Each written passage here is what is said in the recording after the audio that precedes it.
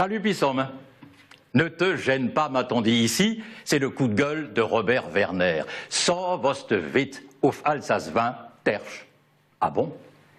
Eh bien, je commencerai, et ça ne vous étonnera pas, par le fameux millefeuille administratif qui veut démembrer les régions de notre cher vieux pays.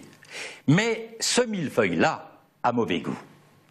Je les imaginais à l'œuvre l'autre soir, nos politiques assis autour d'une belle table d'époque boule dans un salon ministériel doré, le crayon à la main, qui courait de Champagne en Ardennes et Lorraine, en passant par l'Alsace, en train de détricoter la configuration de nos régions.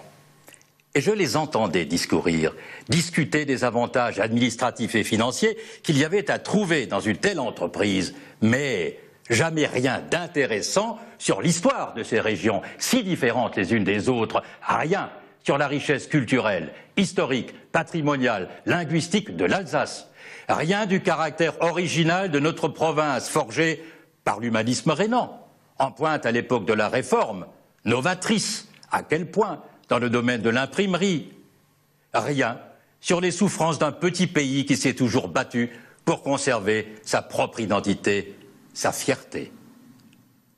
Marier l'Alsace à la Lorraine, disait-il, ça a un sens, tu crois? Et quelle Lorraine alors? Qui pourrait se mêler à elle?